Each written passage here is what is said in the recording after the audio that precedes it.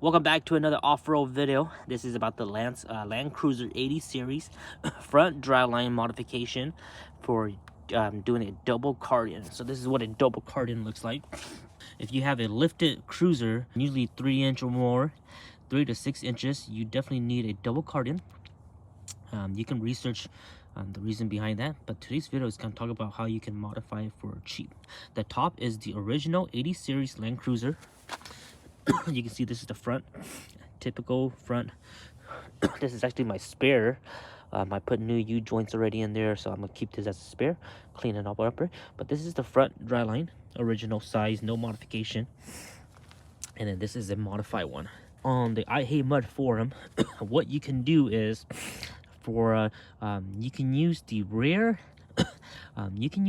dry line off of a first gen Tacoma. So from 95 through 2004, you can use the rear dry line and convert that to the front, or you can use a 2000 through 2007 rear dry line off a Tundra, and you can use you can convert that to the front dry line.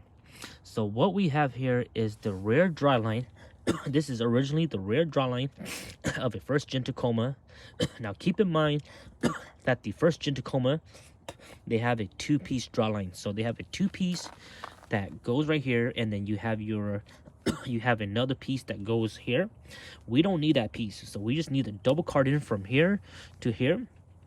The only thing we need to do to this one here is we have to resize the tube, so we have to shorten it to this size. The pattern is the same from the T case, same bolt pattern from the front, back, front, whatever you want to. So it's the same bolt pattern. The only thing we have to do is resize it. So I took this into my dryline shop. That's who did it work for me. They charged me $200 and they got it resized to the exact same size. I took this one in and they measured the collapse length, and now you can see it's the same size. So right here is the price. That's how much they charge. It's crazy because they charge $199 this time. But last time when I took my rear dry line to get modified, they only charged like $135, so I'm not sure why it's a bit more this time, but it's all good. $200 is better than buying a dry line that's made for this, and it's like $850.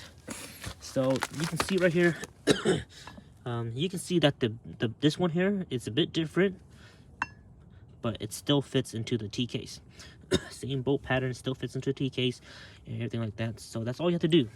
So, and again, rear dry line off first gen Tundra, no, first gen Tacoma, and 2007 Tundra.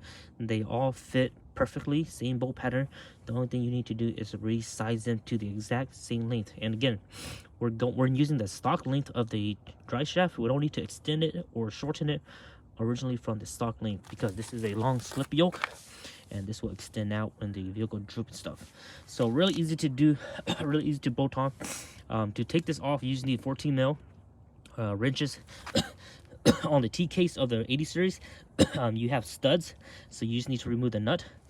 And then on the differential, on the axle, you have a bolt that goes here and then a nut that goes on that side. So I'm not going to show you guys all that, but I'll show you guys once I have it installed, and we'll go from there.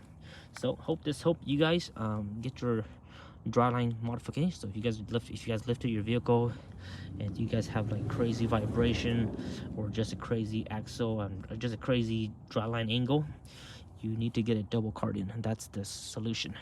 Just finished installing this onto the 80. Everything went in really easy. Super nice and pretty. Very nice. Drove around the block and everything runs good. Plenty of space for up travel and plenty of extra length for drooping.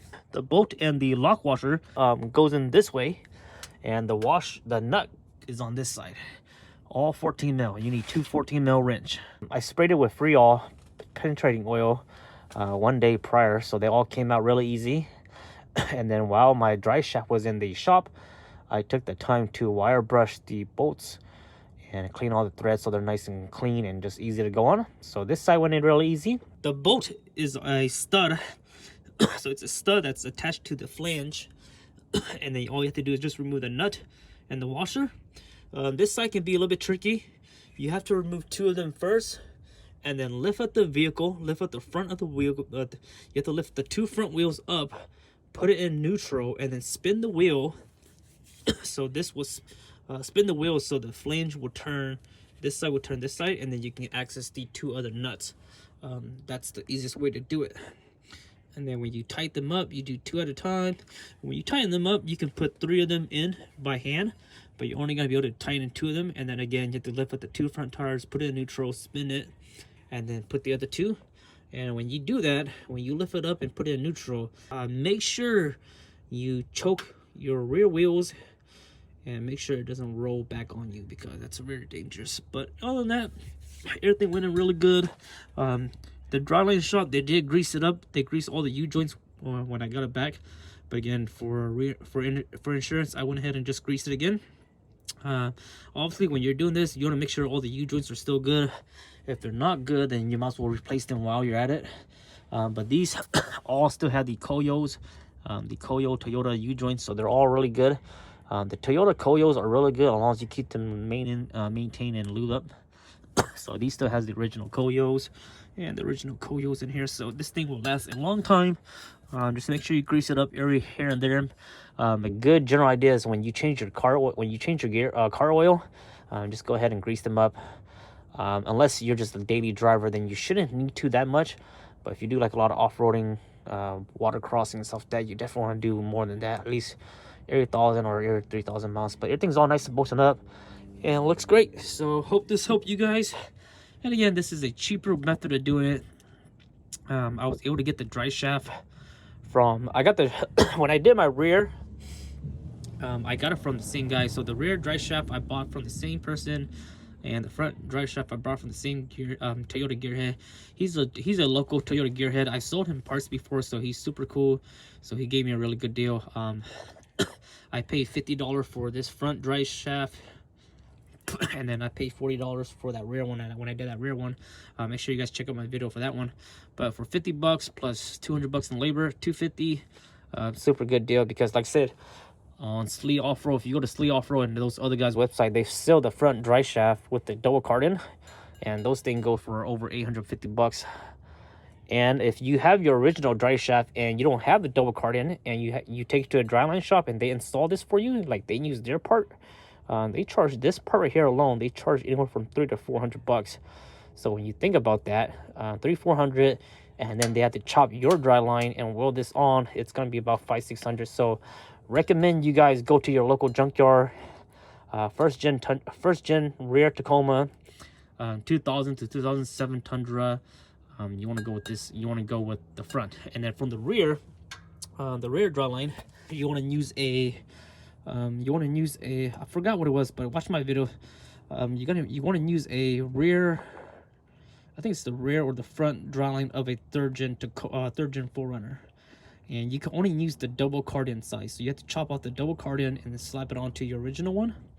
Whereas the front one, the Tacomas and the Tundra, all you have to do is just shorten them, and then you can bolt them right onto your T-case and your diff, and then you keep your original one as spare.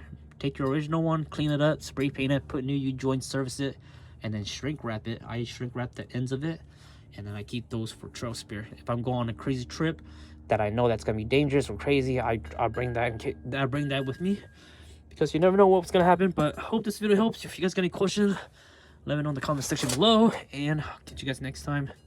Bye bye.